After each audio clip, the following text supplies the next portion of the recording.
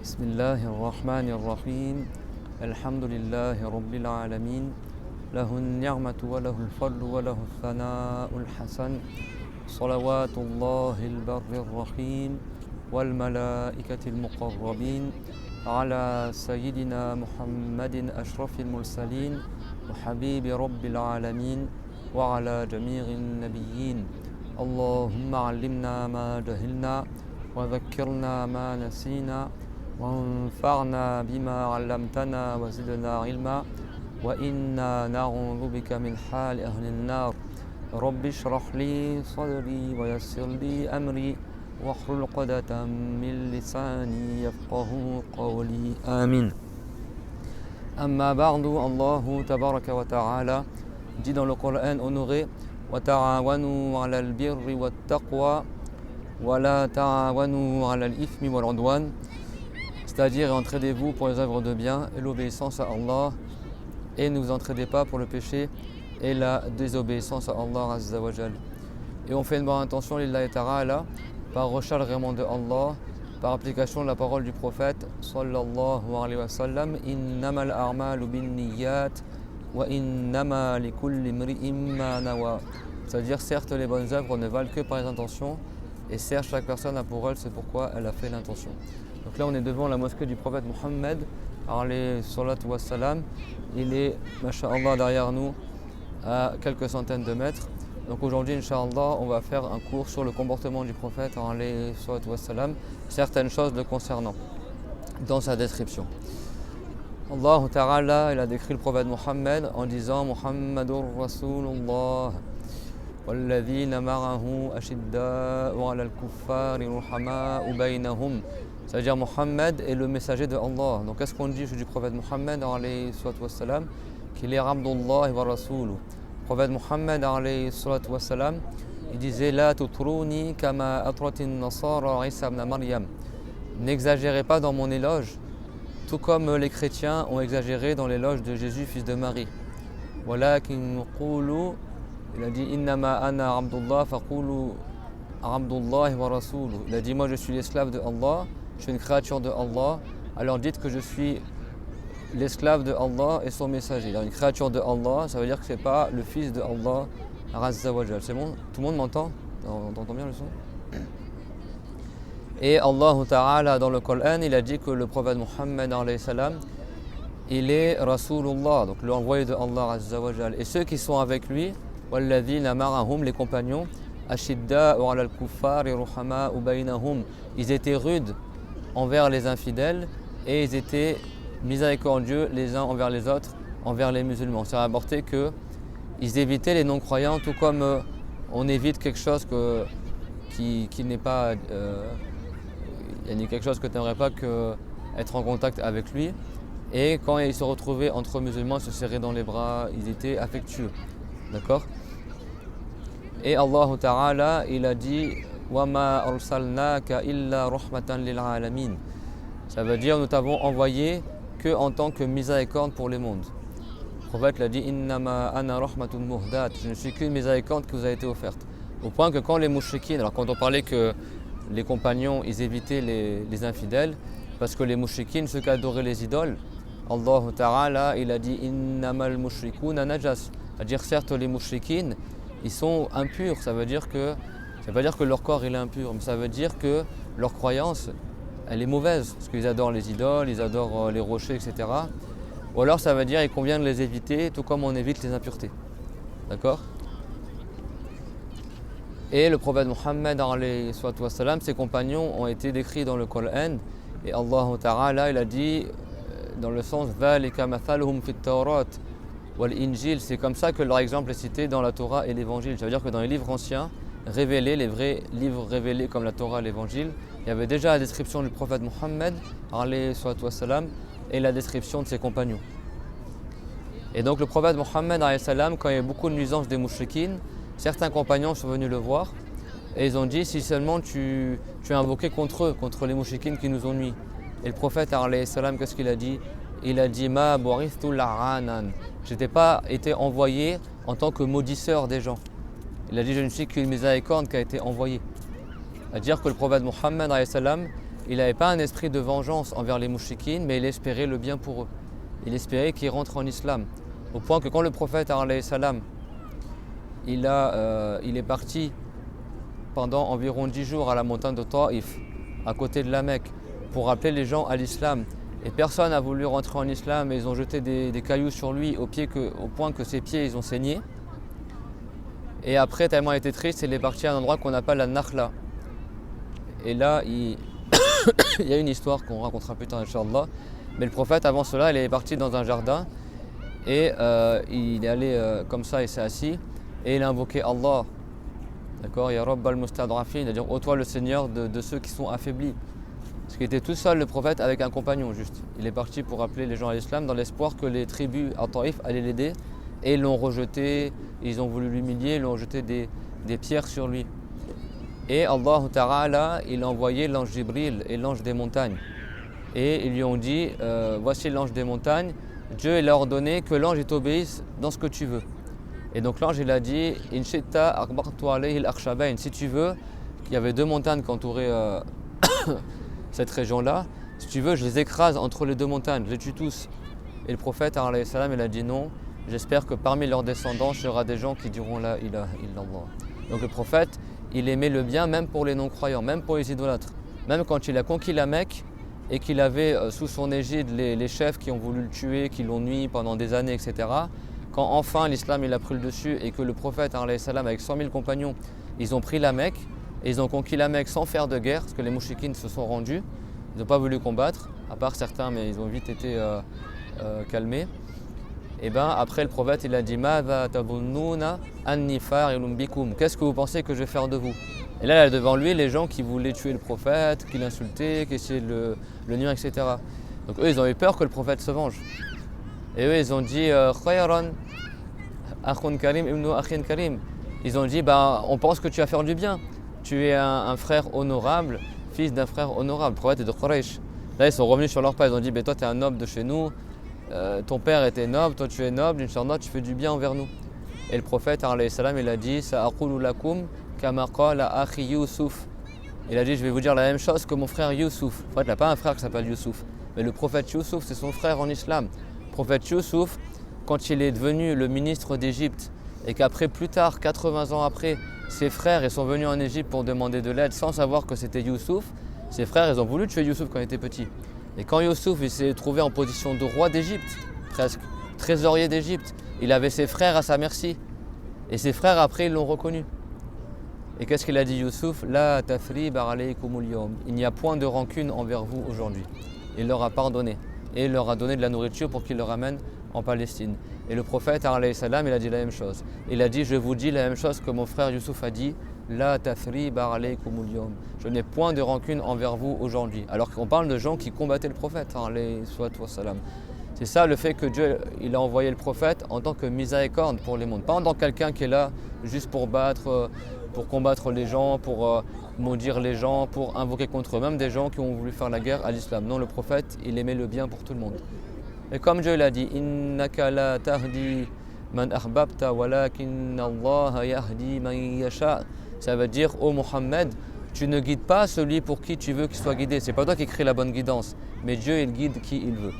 Mais le prophète, il faisait les causes, alayhi salatu wassalam. Et donc le prophète l'a dit, Idhabu fa antum tulaqa. Partez, vous êtes libres. Il a libéré les chefs mouchikines qui combattaient le prophète Mohammed alayhi salam une fois qu'il a pris le pouvoir à la Mecque. Donc là on parle de ce prophète éminent qui est parmi les 5 prophètes et qui est le meilleur prophète de l'humanité. D'accord? Allah Ta'ala il a dit Kuntum khayra umma. Vous êtes la meilleure des communautés. Ukhrijat linnas, qui est apparu pour les gens. Ta'muruna bil ma'rufi wa tanhauna 'anil munkar.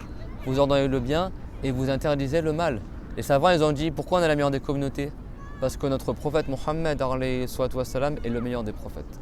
Le prophète Mohammed alayhi salam était connu comme étant un prophète avant même que Adam soit créé. Avant même que Adam soit créé. Le prophète alayhi salam il a dit kuntu nabiyyan wa adamu bayna ar-ruhi wal jasad ay kana ma'rufan bin nubuwwa fil mala'il a'la bayna al mala'ika qabla an yukhraqa Adam. Kama kana khuliqa ba'du Muhammadun sallallahu alayhi wa sallam. Le prophète l'a dit j'étais déjà un prophète alors que Adam, ça veut dire que c'est déjà connu comme étant un prophète, alors que l'âme de Adam, elle était encore entre son corps, il était encore entre la terre et l'âme. Ça veut dire que l'âme n'était pas encore insufflée dans son corps de terre.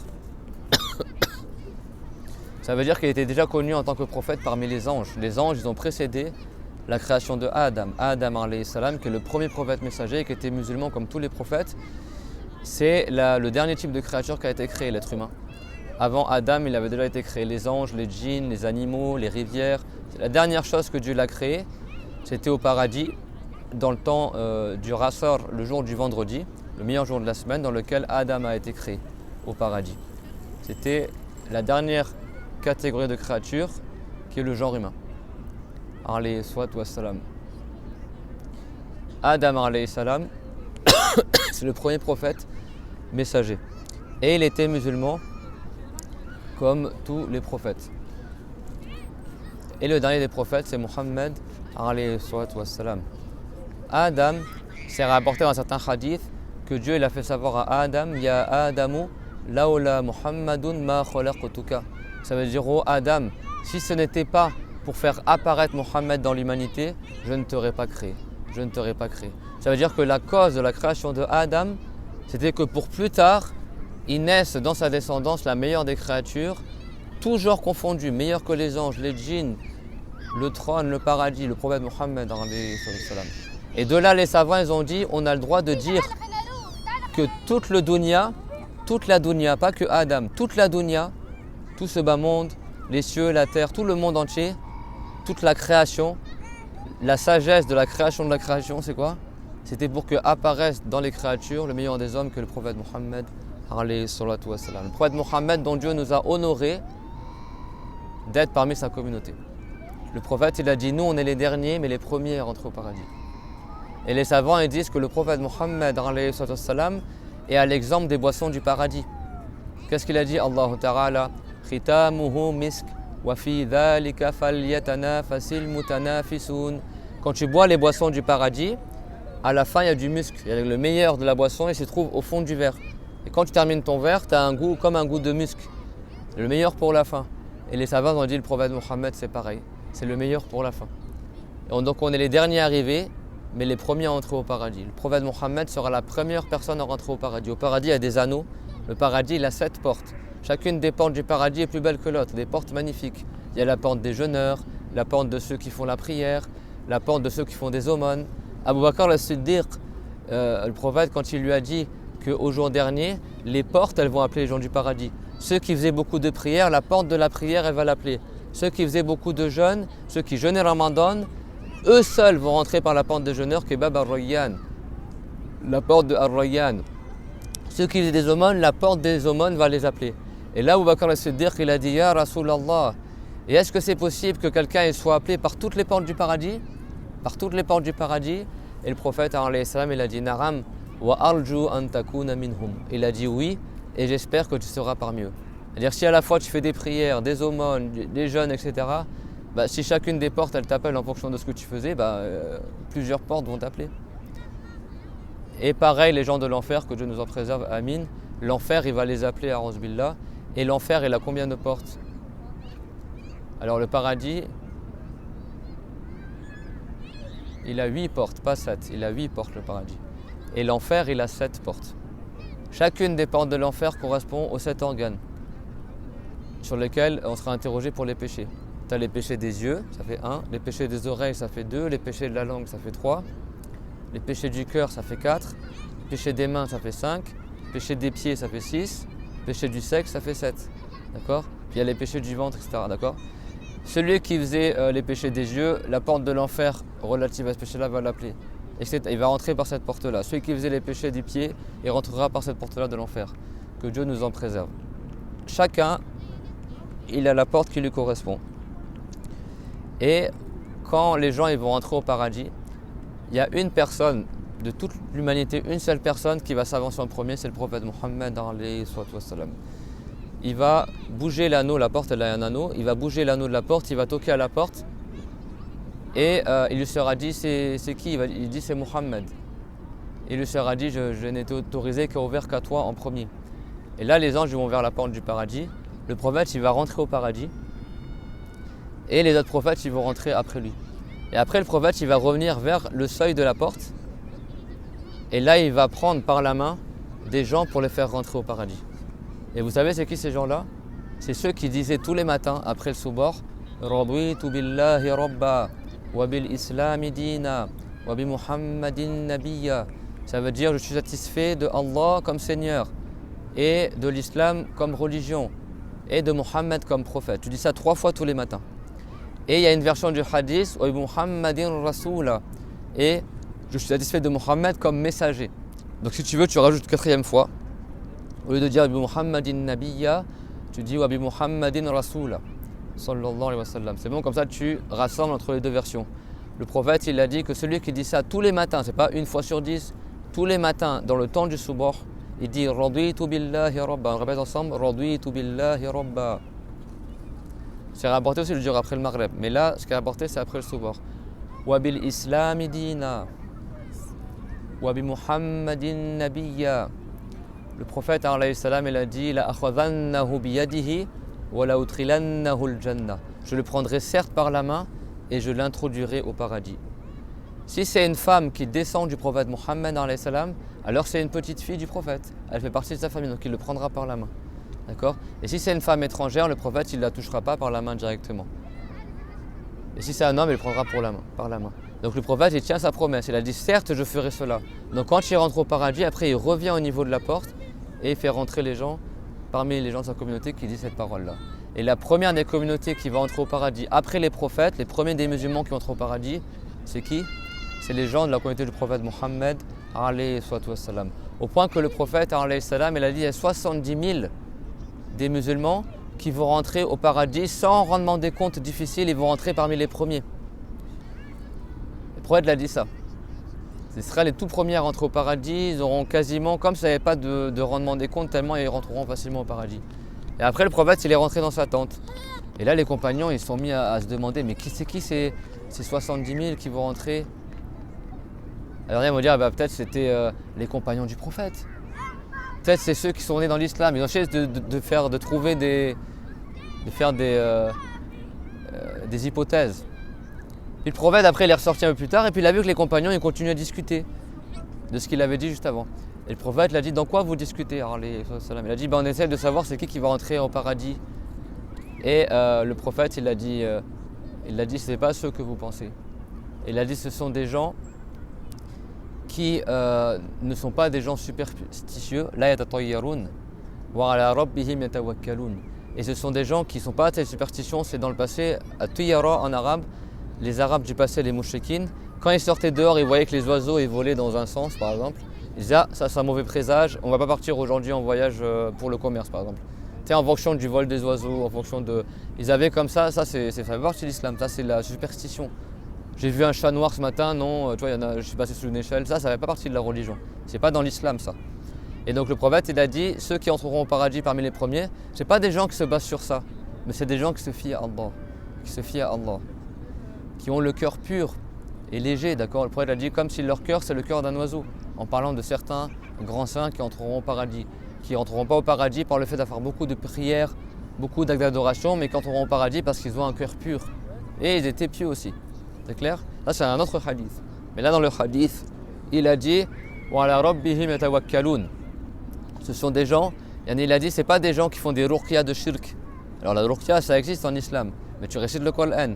Il a dit hum la yastalqun wa la yatatayyarun wa ala rabbihim yatawakkalun. Parce que dans le passé les mouchikines, ils appelaient les djinns, ils récitaient en appelant le djinn, ils ne se fiaient pas à Allah. Ils adoraient autre que Allah. Donc il a dit ces gens-là qui entreront au paradis parmi les premiers, c'est pas des gens qui font des mauvaises ruqya de shirk, c'est pas des gens qui se basent sur la superstition, mais c'est des gens qui croient en Allah et qui se fient à Allah. C'est que les saints, quelle que soit la situation, dans son cœur, il a toujours conscience, dans des situations difficiles, il y a ce qu'on appelle l'iman shuhudi. Ça veut dire il a conscience dans son cœur que Dieu crée tout. Il voit un lion qui arrive sur lui et il dit ce lion-là, il est créé par Allah. Il ne me nuira que si Dieu il a voulu. S'il est pauvre, il dit la pauvreté, c'est Dieu qui l'a créé.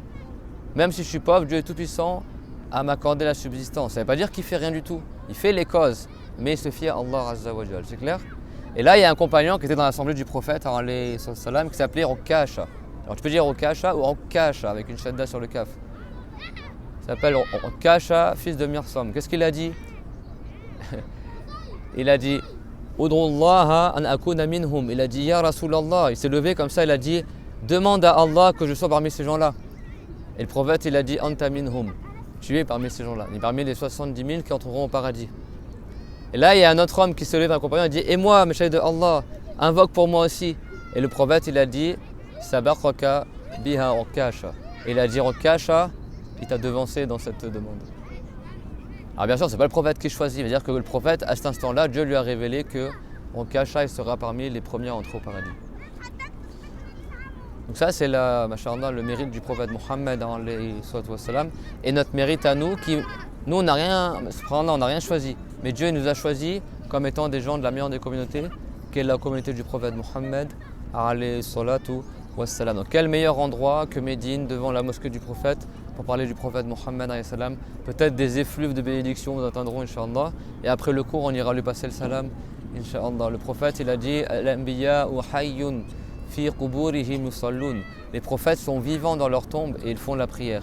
C'est-à-dire quand ils meurent, leur âme elle sort du corps. Quand ils sont enterrés, leur âme elle revient dans le corps. Et après, les prophètes ils font le wudu une fois.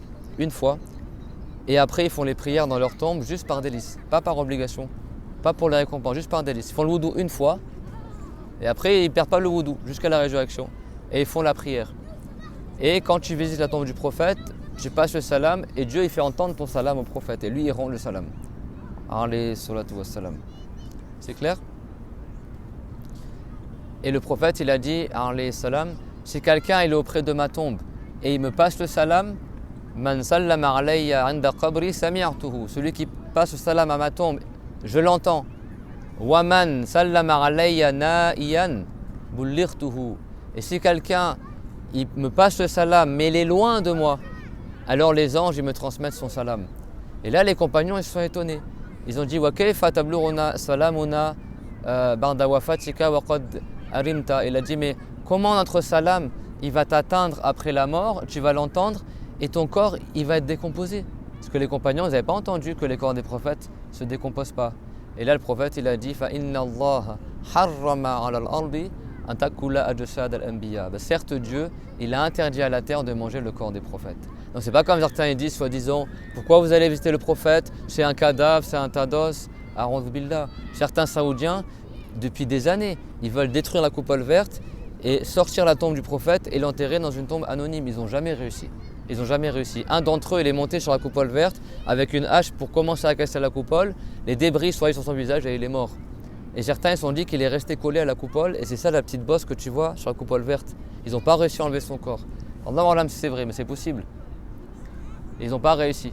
Et jusqu'à maintenant en 2020 ils ont réécrit une nouvelle lettre pour essayer de prendre la décision de détruire la coupole verte et la tombe du prophète. Mais ils ne pourront pas.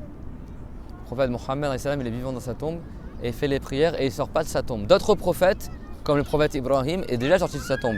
Et tous les prophètes sortis de leur tombe lors de la nuit de Isra al-Miraj, quand ils ont fait la prière en assemblée, les prophètes, comme il le rapporte Muslim, à Jérusalem, à la mosquée d'Al-Aqsa, ils sont tous sortis de leur tombe, sauf Aïssa qui est descendu du premier ciel. Mais le prophète Mohammed, comme il a dit qu'il rend le salam aux gens, la tombe du prophète n'est pas dépourvue du prophète. Il est toujours dans la mosquée à Médine et en réalité il est enterré dans la chambre de Aïcha, pas dans la mosquée.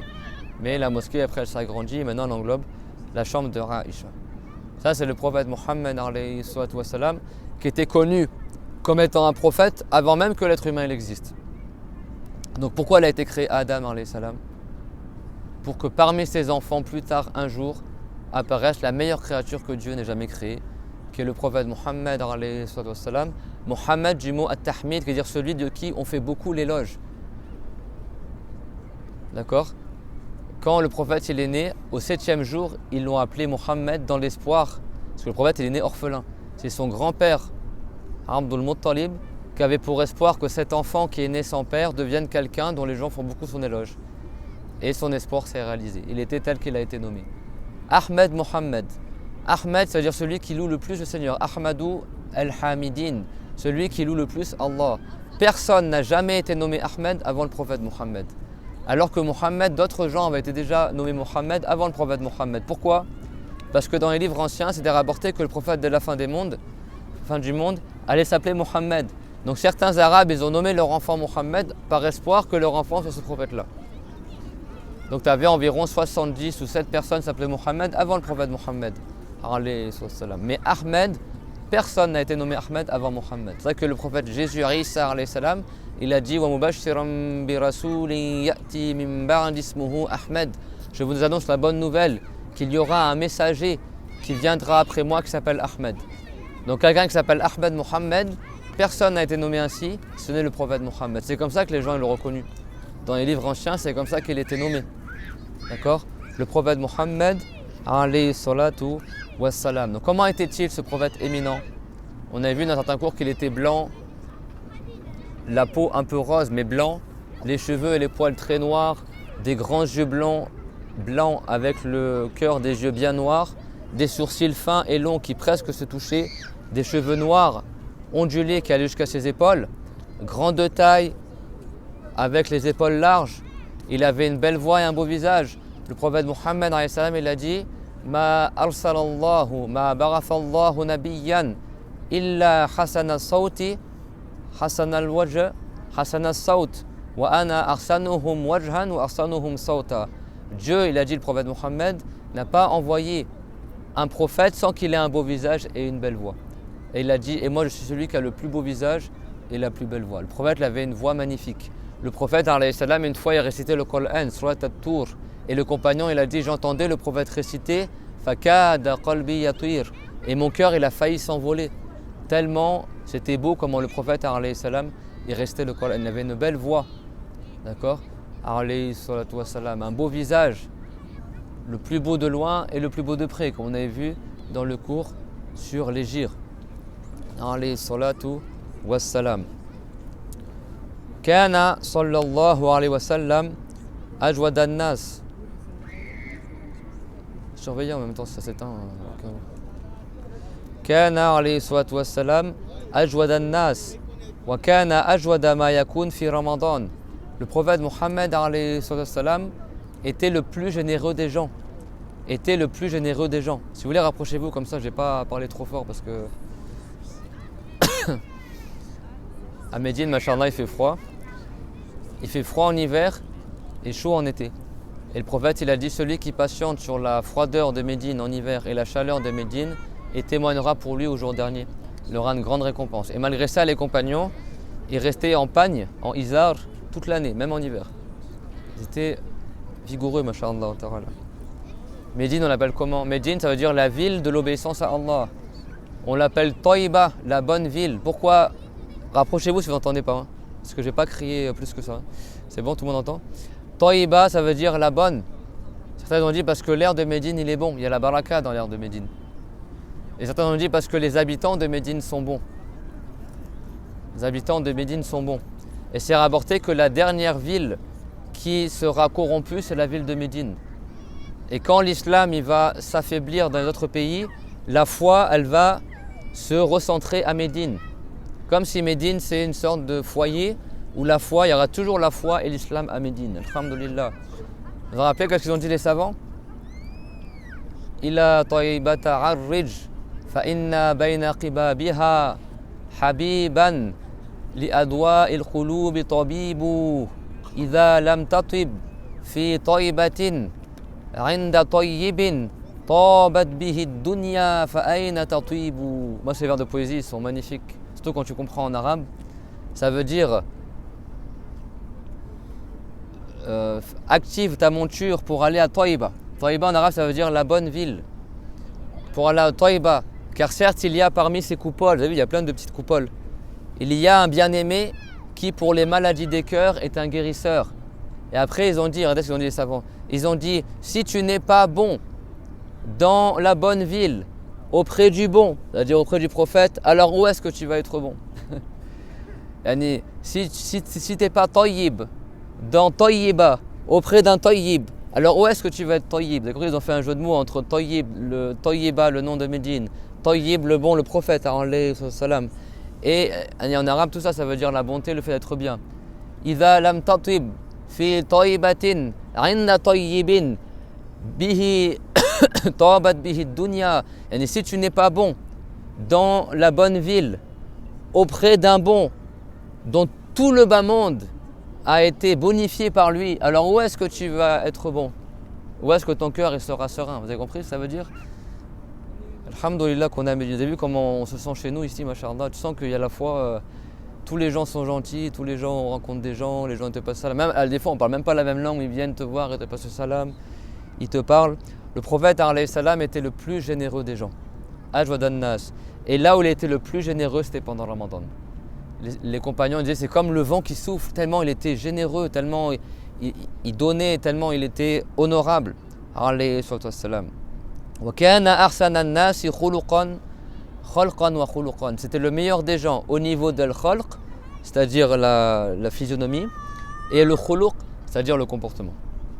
Il n'y avait pas un meilleur comportement que le comportement du prophète. Il n'y a pas un meilleur physique que le physique du prophète Mohammed.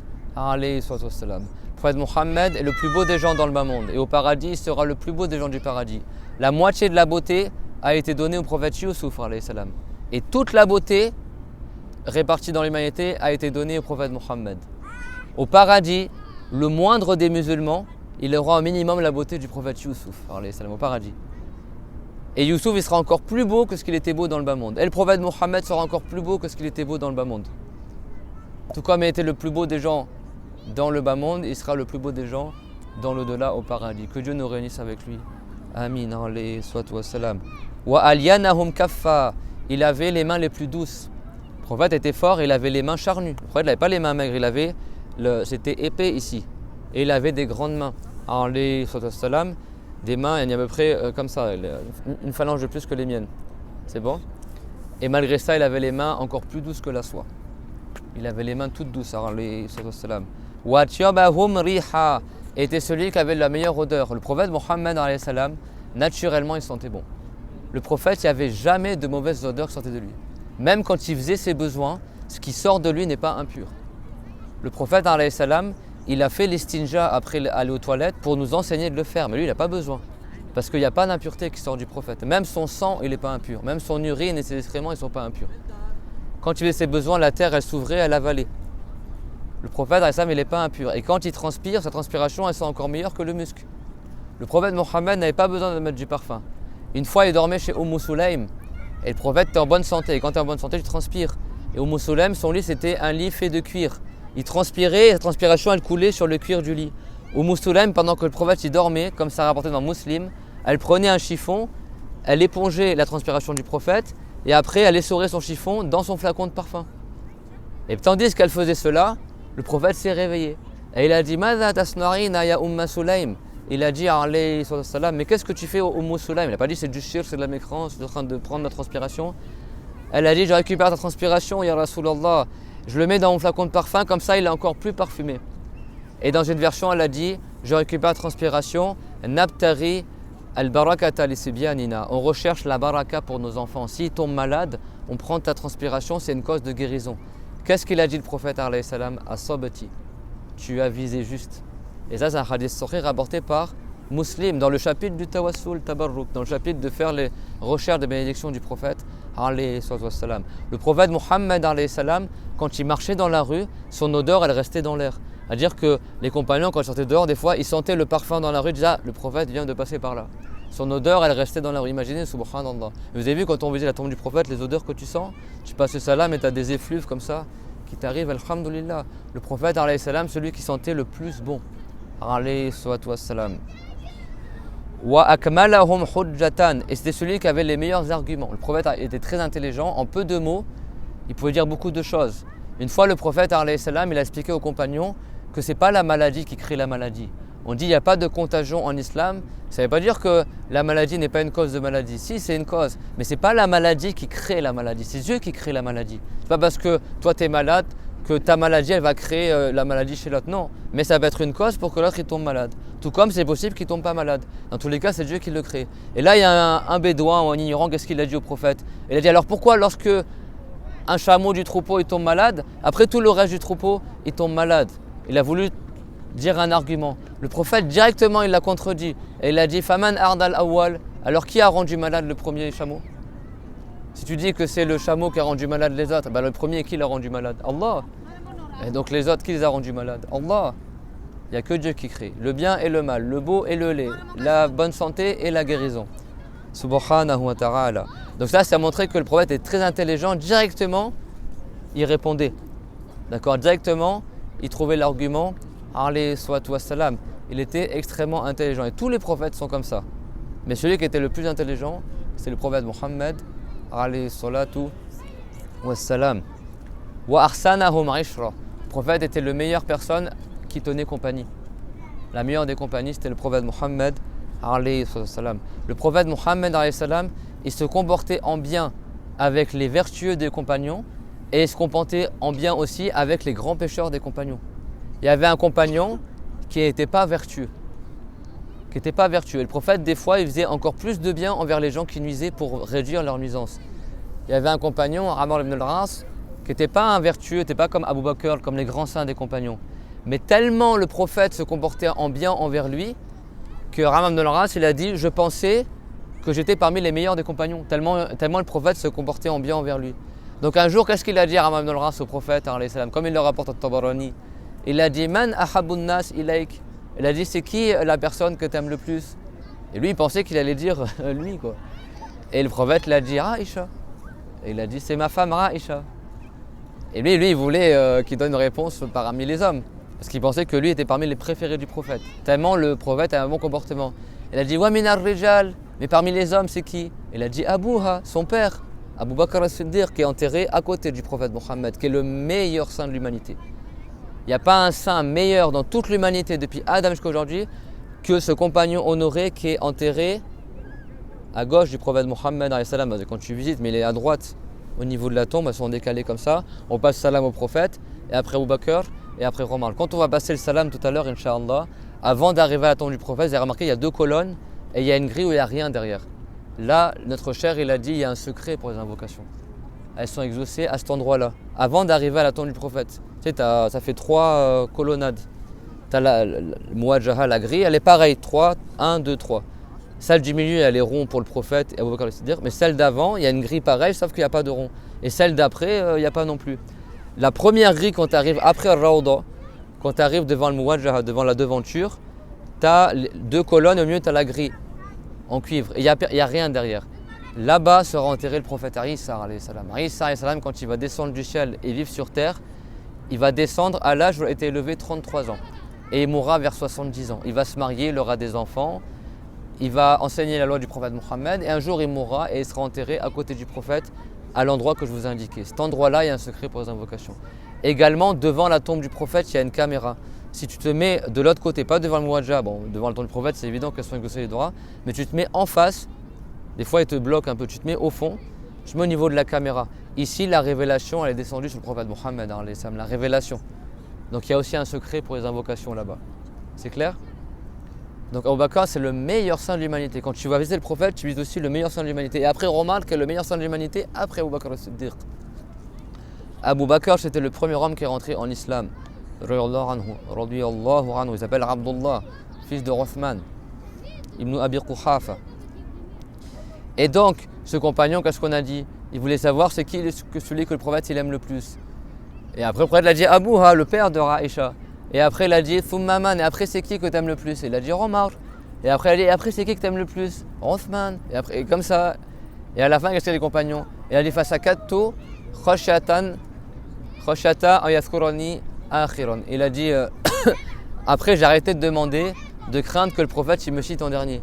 Parce qu'il demandait c'est qui que tu aimes après le plus. Et en fait, il s'est rendu compte que le compagnon, s'est rendu compte qu'il n'était pas parmi les préférés du prophète. Ça ne veut pas dire que le prophète ne l'aime pas, mais il n'était pas parmi les meilleurs des compagnons. Et malgré ça, tellement le prophète se comportait en bien envers lui, que lui, il pensait qu'il était le chouchou du prophète, le préféré. Le prophète se comportait en bien envers tout le monde, envers les femmes, les enfants.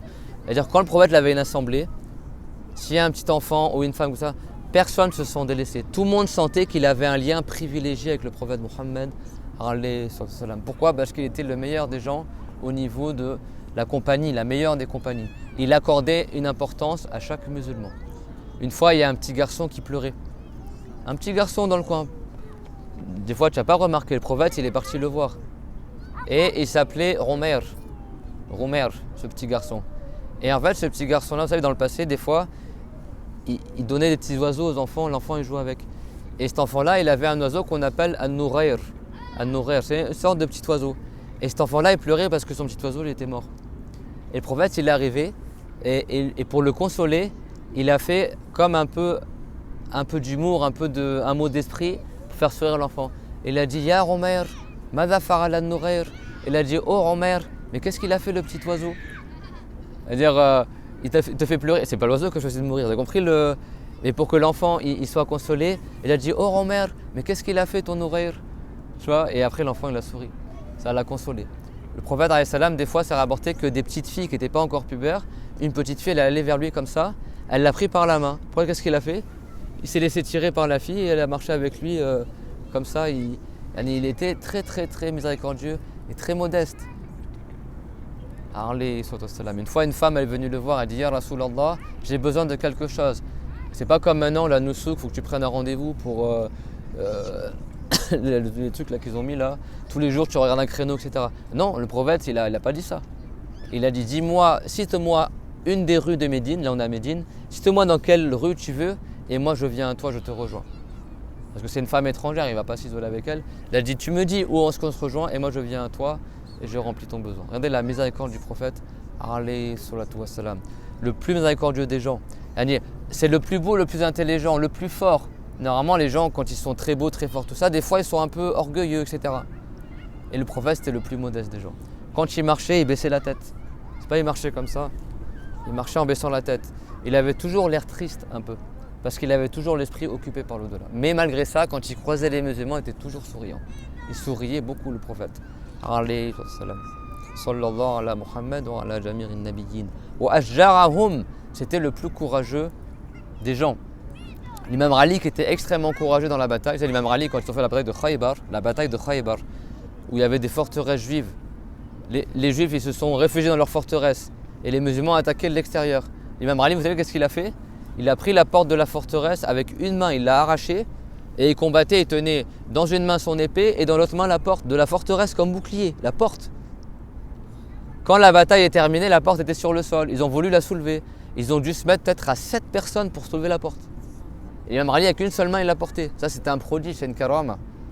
C'est-à-dire que comme c'est un grand saint, Dieu lui a accordé la force de porter tout seul la porte. C'était très fort l'imam Ali. Et malgré ça, il disait, si la guerre devenait intense, on se réfugiait tous derrière le prophète Mohammed. Le prophète Mohammed était au premier rang et les compagnons, ils étaient derrière le prophète. Quand vraiment la guerre ça devenait très intense et qu'ils n'arrivaient plus à... Le prophète Mohammed, si je ne me trompe pas, dans la bataille de Uhud, ils ont vu 2 hommes devant lui. 2 hommes en train de combattre devant le prophète. Vous savez c'était qui ces 2 hommes? C'était l'ange Jibril et l'ange Mikaïl qui avaient pris apparence humaine, qui sont descendus en tenue de chevalier et qui se mettaient devant le prophète et ils combattaient pour le protéger. Alayhi salatu wassalam. Le prophète il a été honoré. Alayhi salatu wassalam. Même les anges ils descendaient des fois pour le protéger, etc. Et c'était le plus courageux des hommes. Tout à l'heure on a vu quoi? Tawakkul, vous vous rappelez? Le premier qui rentre au paradis, ceux qui se fient à Allah, bien sûr avec la foi et c'est parmi leurs caractéristiques. Le prophète est celui qui avait le plus de tawakkul. Il se fiait le plus à Allah. Une fois il a fait une sieste auprès d'un arbre et il avait accroché son épée dans la branche et il dormait. Un des mouchiks, qu'est-ce qu'il a fait? Pendant que le prophète y dormait, il a pris l'épée du prophète et il l'a pointée vers lui. Et le prophète s'est réveillé, il a trouvé son épée devant lui comme ça et le mouchik était debout et le prophète il était en bas. Et le mouchik il a dit Man yamnaruka minni. Et le mouchik il a dit qui c'est qui va te protéger de moi? Et le prophète avec un cœur fort, avec un cœur confiant, il a dit Allah. Et après la personne elle a fait tomber l'épée, il a pris l'épée comme ça, il a pointé le prophète vers la personne et dit et toi, maintenant c'est qui te protège? Regardez la force qu'il avait. C'est pas là comment ça, non me tue pas, non. Le gars il avait l'épée pointée devant lui, il a dit qui c'est qui peut te protéger là? Et le prophète a dit Allah. Et la personne tellement ça l'a surpris, il a laissé tomber l'épée, le prophète il a repris l'épée, il l'a pointé vers lui, il a dit et toi, qui va te protéger maintenant? Ça c'est le tawakkul du prophète, comment il était fort, comment il était courageux, le plus courageux des hommes, alayhi salatu wassalam. Une fois le prophète alayhi salam il faisait la prière, pendant qu'il faisait la prière, il y a le shaitan qui arrivait avec une boule de feu dans la main, il voulait le jeter sur le visage du prophète durant qu'il faisait la prière. Le prophète n'a pas quitté sa prière. C'était dans la prière, il a dit A'udhu billahi minka. Je demande à Dieu la préservation contre toi. Et le shaitan n'a pas nuit au prophète. Après le prophète, il a terminé sa prière et il a dit, il était dans la mosquée. Dans la mosquée à l'époque, c'était des troncs de palmiers. Il y avait des colonnes comme ça. il a dit après la prière, j'ai été tenté de prendre le diable et de l'attacher à un des pieds de la mosquée, comme ça vous le voyez au petit matin. Et après il a dit, mais je me suis rappelé l'invocation de mon frère Sulaiman, le prophète Sulaiman, que Dieu lui avait accordé, que tous les djinns lui obéissent, même les grands shayatin. Et Sulaiman, quand il a invoqué Allah d'avoir une souveraineté, mulkan la yambari li ahadin ba'di, une souveraineté qui ne sera pas accordée après moi à quiconque. Et le prophète, il s'est rappelé de cette invocation-là, donc il n'a pas, le djinn qui est venu l'attaquer, il ne l'a pas attaché. Ce qu'il a dit, ça c'est Sulaiman à qui Dieu l'a accordé ça. C'est vrai que Sulaiman, au début, écoutez bien, Sulaiman, alayhi salam, certains savants du tafsir, ils disent qu'au début, il n'était pas aussi riche. Il n'était pas celui qui connaît toute la terre. Et c'est rapporté que Dieu l'a révélé à Sulaiman de choisir entre trois choses. Écoutez bien, trois choses. Soit la science de la religion, soit la souveraineté, et soit la richesse. Une des trois. Soit tu choisis d'être... Bon, tous les prophètes sont des savants, mais d'avoir énormément de science dans la religion, soit d'avoir la royauté, ou soit d'avoir beaucoup d'argent. Sulaiman, vous savez qu'est-ce qu'il a choisi? Il a choisi la religion. Il a choisi la science de la religion. Et bien comme il a choisi la science de la religion, Dieu lui a accordé avec cela la royauté et beaucoup d'argent. Il lui a accordé les deux autres.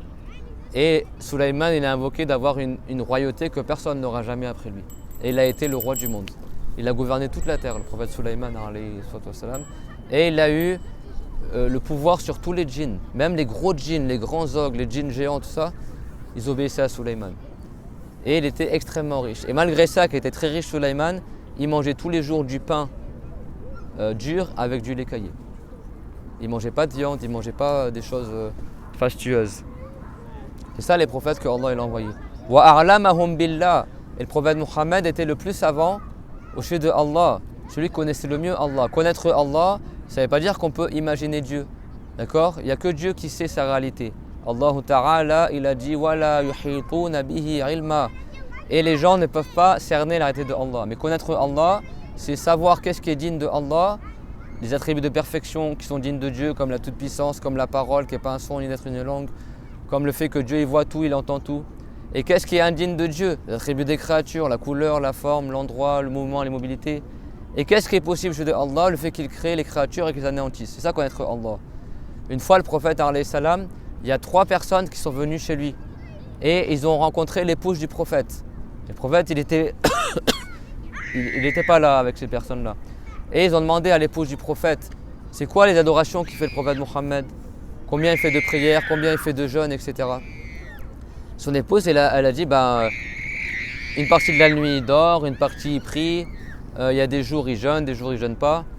Et ces 3 personnes-là, a'ouz billah, c'est comme s'ils ont considéré que c'était pas beaucoup. Donc un, il a dit, mais moi, tous les jours je jeûne. Et l'autre, il a dit, mais moi, toutes les nuits je fais des prières. Et l'autre, il a dit, mais moi, je ne me marie avec personne. A'ouz billah, c'est comme s'ils se sont considérés presque meilleurs que le prophète. Et le prophète, après, il a su ça. Il a su ce que ces gens-là, ils ont dit. Et ça l'a mis en colère. Pour la religion, il s'est mis en colère. Il est sorti de chez lui. Il a dit, Ana a'lamukum billah wa akhshakum lahu. Il a dit, c'est moi qui connais le mieux Allah. Et c'est moi parmi vous qui a le plus de crainte envers Allah. Et il a dit, et malgré cela, il a dit, wa asumu yawman wa uftiru yawman. Je jeûne certains jours et certains jours je ne jeûne pas. Wa aqumul layl wa alqud. Et des fois je me lève la nuit et il y a des moments où je dors aussi. Wa tazawwajun nisa. Et je me marie avec des femmes. Il a dit faman raghiba an sunnati falaysa min ummati. Donc celui qui déteste ma sunna, qui n'est pas d'accord avec ce que je fais, alors il n'est pas musulman. Celui qui prétend qu'il ne faut pas se marier, celui qui prétend qu'il ne faut pas dormir, celui qui prétend qu'il ne faut jamais ne pas jeûner, il faut toujours jeûner. Ben non, l'être humain il se fatigue. Le prophète nous a enseigné qu'on jeûne maximum 1 jour sur 2. C'est le jeûne de Daoud, c'est le meilleur des jeûnes. Qu'on a le droit de se marier. L'islam, ce n'est pas l'austérité obligatoire, ni tu te maries, ni tu manges, ni tu dors. Et de dormir au début de la nuit et te lever après en milieu de nuit. Donc c'est ça que le prophète était le plus savant chez Allah Azza wa Jalla. Celui qui connaissait le mieux la croyance, le tawhid. Wa ashaddahum lillahi khashyatan, celui qui craignait le plus Allah. Wa la yardabu li nafsi. Le prophète se mettait jamais en colère pour lui-même, mais se mettait en colère pour la religion. Il se mettait en colère quand il voyait que les gens enfreignaient les lois de l'islam. Une fois, le prophète, alayhi salam, il a vu, parce que vous savez, à la Mecque, il y avait beaucoup de nuisances, n'est-ce pas? Il y avait beaucoup de nuisances à la Mecque, les mouchikines.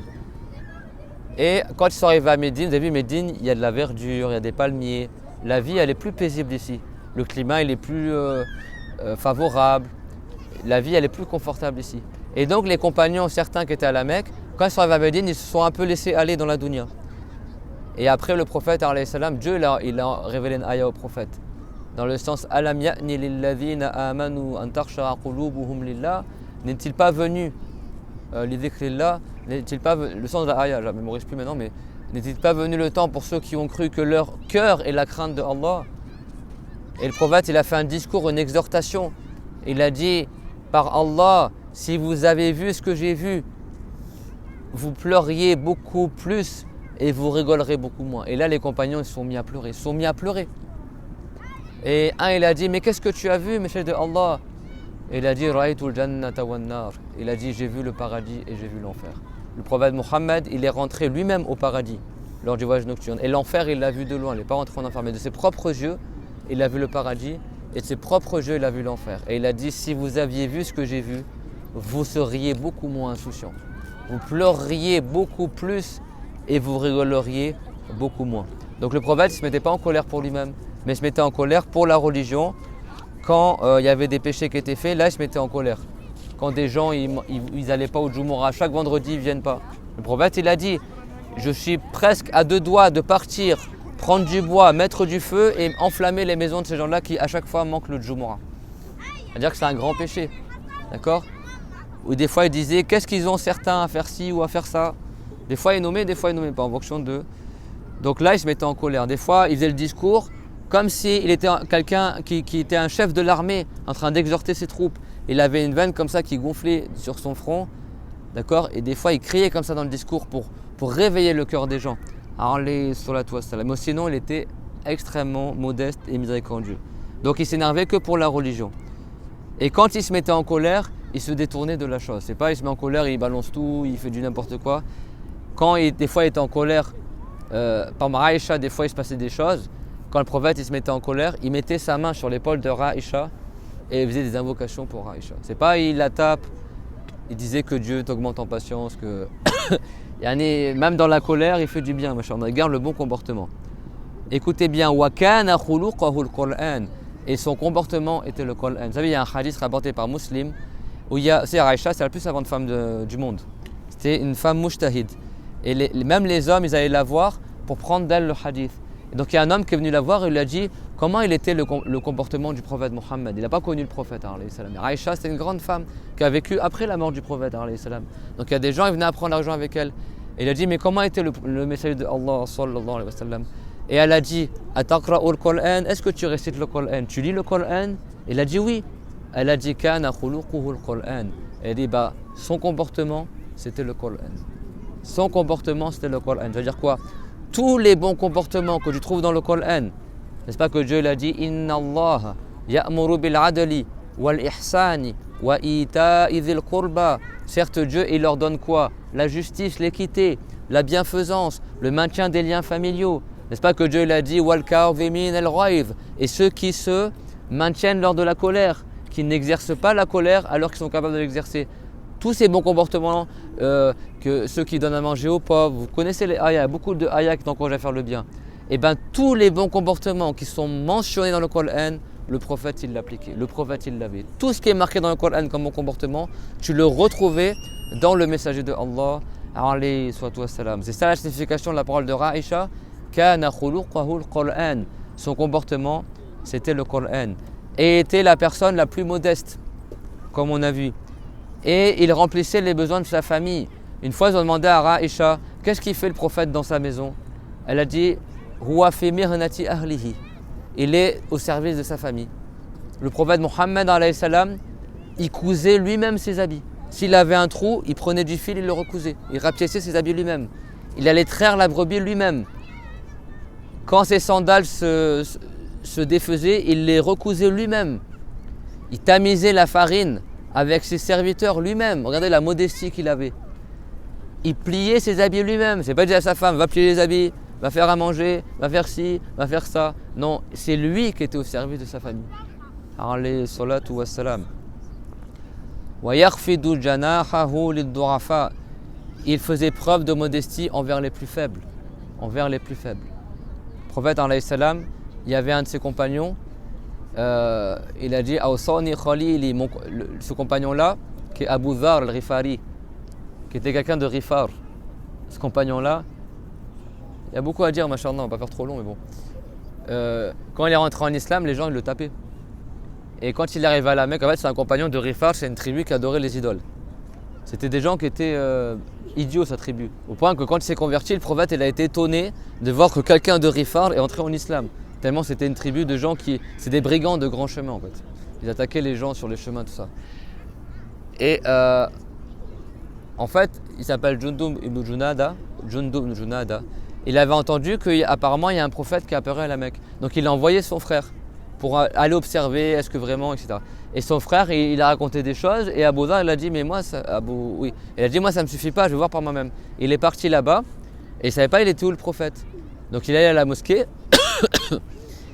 et il y avait l'imam Ali.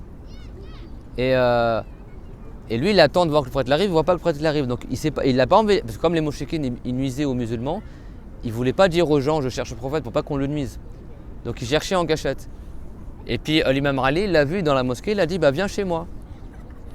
3 jours, il est resté. Les Arabes, quand il y avait un étranger, il l'a invité 3 jours à la maison. Et au bout de 3 jours, après, tu n'es plus invité, et là, tu commences à poser des questions. Et donc au bout de 3 jours, l'imam Ali, il a dit, il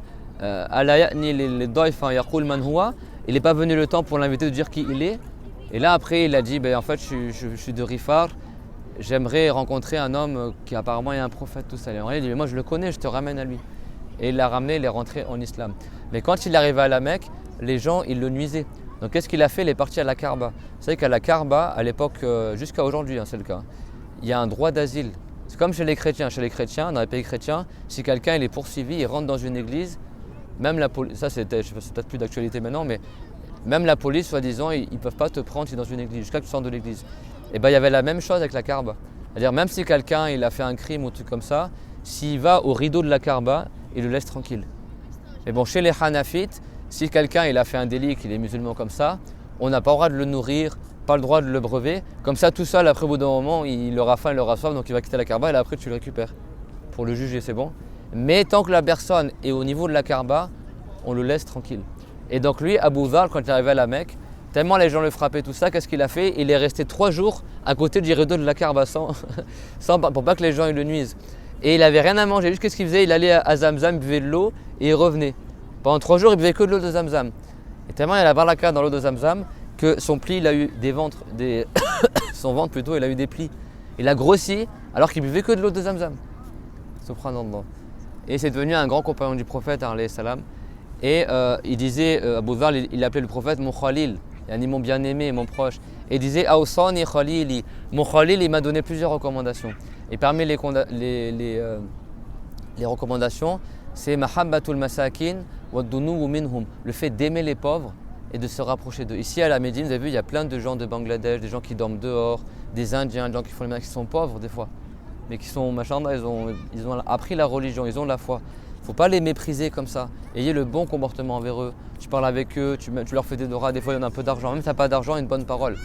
Vous avez rappelé le cours dernier dans le bus qu'on a dit que le prophète, dans le discours à Quba, le premier discours de Jumu'ah qu'il a fait à Quba, il a dit que faites les causes pour être préservé de l'enfer, ne serait-ce que par la moitié d'une date. Peut-être n'ont pas compris les gens, certains n'ont pas compris c'est quoi la moitié d'une date. C'est-à-dire ne serait-ce qu'en donnant en aumône la moitié d'une date. En aumône. Alors que dire que c'est plus qu'une date? C'est-à-dire même si tu n'as pas grand-chose. Et si tu ne trouves pas là, une bonne parole, si tu n'as pas d'argent à donner à un pauvre, tu lui fais une dora. Tu lui expliques une chose de la religion, la croyance. Moi hier j'ai parlé pendant une demi-heure avec quelqu'un du Yémen qui était pauvre, il m'a dit je suis ici, j'ai pas d'argent, tout ça. On était devant la coupole verte, on discutait, et j'ai dit mais de quel pays tu? Il m'a dit du Yémen. Et après je lui ai dit mais le prophète il a dit la sagesse elle est yéménite et la foi elle est yéménite, tellement les gens du Yémen ils ont une foi forte. On s'est serré dans les bras et après on a parlé, n'est-ce pas, pendant une demi-heure et on citait les hadiths, les ayahs, on parlait du Yémen, des compagnons du prophète qui étaient partis au Yémen et après on a discuté. Et moi, je citais beaucoup de choses et lui, pareil, on avait les mêmes références en fait. Donc on était contents, on citait un hadith, il me citait un autre hadith comme ça. Et après, je lui ai dit, mais tu vois, tu es riche, tu n'es pas pauvre, regarde tout ce que tu sais, tout ce que tu as appris. Et après, il avait presque à manger, il dit mais Masha'Allah, tes paroles, elles sont vraiment bien. Vraiment, tu me fais plaisir au cœur. Parce qu'il était triste un peu. Lui, il est venu nous voir, et au début, il parlait avec le frère. Après, il m'a parlé à moi, tout ça. Et après, on a parlé, je dis mais les gens du Yémen, parce que je lui ai dit regarde, pour te consoler, les gens du Yémen étaient très pauvres et très ascètes. On a vu tout à l'heure le cours sur l'ascétisme. Les gens du Yémen, quand il y avait le Hajj, vous savez qu'est-ce qu'ils faisaient? Tellement ils se fiaient à Allah, ils étaient ascètes, ils partaient au Hajj sans provision. Comme ça, on se fiait à Allah. Et quand ils arrivaient à la Mecque, ils n'avaient plus rien. Donc du coup, qu'est-ce qu'ils faisaient après? Ils demandaient aux gens qu'on leur donne des choses. Et donc Dieu, pour eux, il a révélé une ayah. Watazawwadu. Ça veut dire prenez des provisions avec vous. Watazawwadu fa inna khayra zadi taqwa. Ça veut dire prenez des provisions, mais la meilleure des provisions c'est quoi? C'est la piété. Donc c'est ça que je lui ai dit. Je lui ai dit mais toi tu n'as peut-être pas d'argent, mais regarde, tu as des provisions, tu es riche, tu as de la science, masha'Allah. Et ça c'est des bonnes paroles. Le prophète a dit si tu n'as pas une date à donner en aumône, alors donne une bonne parole. C'est le prophète qui nous enseignait ça, les bonnes paroles. Donc le prophète était modeste envers les faibles et les pauvres. Et on ne lui a jamais demandé quelque chose sans qu'il dise non. Même des compagnons, des fois, ils demandaient, le prophète, une fois, il avait un habit. Et il y a un homme qui est venu le voir, il a dit « Ya Rasulallah, j'aimerais que tu me donnes ton habit. » Le prophète, il a dit oui. Il est parti, il a enlevé son habit, il a mis un autre habit, il est revenu donner l'habit. Et là, il y a d'autres compagnons, ils ont blâmé ce compagnon-là. Ils ont dit « Mais pourquoi tu as demandé au prophète? C'est très bien qu'il ne va pas te refuser. » Vous savez qu'est-ce qu'a répondu le compagnon? Il a dit « Par Allah, je n'ai pas demandé l'habit du prophète, si ce n'est pour que ça soit mon linceul le jour où je mourrai. Pour la baraka. Parce que j'ai envie d'être enterré dans un habit du prophète. Alayhi salatu wassalam. » Et pour dire à quel point les compagnons recherchaient la baraka du prophète. Alayhi salatu wassalam. Et malgré tout cela, le prophète était plus pudique qu'une femme qui allait menstruer, qui reste cloîtrée dans sa chambre. Le prophète était extrêmement pudique. Le prophète Mohammed alayhi salam, souvent elle était torse nu avec un pagne. C'est pour ça qu'elle a transpiré dans le lit de Sulaym qu'on a vu la dernière fois, vous vous rappelez? Et quand il dormait sur un tapis de tresse, comme vous savez les lianes tressées comme ça. Et quand il dormait, comme il dormait torse nu, après ça faisait une marque, il dormait sur le côté droit, le prophète alayhi salam. Et il mettait sa main sous sa tête quand il se réveillait avant le soubor, pour ne pas se rendormir, il mettait sa main comme ça. Il dormait sur le côté droit, il faisait la prière du soubor, il faisait 2 rakats du fajr avant le soubor. En attendant l'iqama, il s'allongeait et il mettait sa main pour ne pas s'endormir. Et après, quand c'est l'iqama, il se lève et il fait imam pour le soubor. Il dormait sur le côté droit, ça c'est la sunna, et en direction de la qibla. L'hôtel, il est dirigé en direction de la qibla. Donc dans ta chambre, fais en sorte que ton lit, alors moi qu'est-ce que j'ai fait? J'ai mis le coussin au niveau des pieds, je me suis retourné, parce que notre fenêtre elle est pliée en direction de la qibla comme ça. Je me suis mis à l'envers pour dormir en direction de la qibla. La qibla elle est là, la qibla, d'accord? C'est comme ça que le prophète il dormait, alayhi salam. Et quand il dormait, donc il avait la marque des tresses, du tissu sur son côté, sur sa peau. Et là, Omar ibn al-Khattab, il est rentré. Et quand il est rentré, Omar ibn al-Khattab, il s'est mis à pleurer. Et le prophète a dit, Wa ma yubkika ya Omar? Mais qu'est-ce qui te fait pleurer, Omar? Le prophète l'a dit, et Omar il a dit, quand je suis rentré, ya Rasulallah, et je t'ai vu avec la marque de ton matelas qui est rude sur ton côté, je me suis rappelé les rois des Romains, les rois des Perses. Kisra tanamu ala al-harir wa anta tanamu ala al-khasir. Les rois de Perse, ils dorment sur de la soie. Leurs lits, ils font pas des marques sur le corps. Et toi, tu dors sur une paillasse. Et le prophète, qu'est-ce qu'il a dit? Il a dit Ama tarda ya Omar, an takuna lahum ad-dunya wa lana al-akhirah. Il a dit, mais n'es-tu pas satisfait, ô Omar, qu'ils ont pour eux le bas monde et on a pour nous l'au-delà? Et il a dit Innama ana karakibin istadalla tahta shajara thumma raha fatarakaha. Je ne suis que à l'exemple d'un cavalier qui a fait une halte sous un arbre, qui s'est ombragé sous un arbre. Puis après il a délaissé l'arbre et il repart. C'est-à-dire que ce bas monde-là, c'est comme un lieu de passage. Comme un lieu de passage. Le prophète alayhi salam, il a dit Kun fi dunya ka'annaka gharibun aw abilu sabil. Soit dans le bas monde comme un étranger ou quelqu'un qui passe son chemin. Aujourd'hui, on passe notre chemin. On rentre de Médine, on va à la Mecque lundi, c'est ça? On reste quelques jours. Et alhamdoulilah, on est dans la meilleure des étapes, auprès de la meilleure des créatures. Alayhi salatu wassalam. On se rappelle que toute notre vie est un voyage. Et le voyageur, il ne va pas construire à l'endroit où il fait une halte parce qu'il va repartir après. C'est-à-dire, il convient de se détacher du bas monde et de connaître, là j'ai fait même pas le tiers du cours que je vais donner, mais on s'arrête là Inch'Allah, on continuera demain ou peut-être une autre fois.